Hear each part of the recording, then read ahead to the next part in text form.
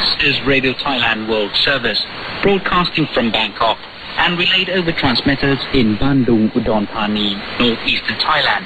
For listeners in Asia and the Pacific, the Middle East and Africa, Europe and America, it is now time for our broadcast in German. Guten Abend aus dem Bronx, Bangkok, Thailand, meine Damen und Herren.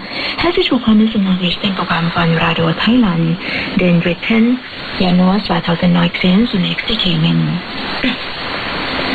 Touristen sollen auf Plastik verzichten. Kampffische werden thailändisches nationales Meerestier. Regierung bestätigt Wahltermin 24 Februar. König ruft die Weisheit des Vaters im Segen des neuen Jahres an. Touristen sollen auf Plastik verzichten. Das Umweltministerium hat an ausländische und thailändische Touristen appelliert, auf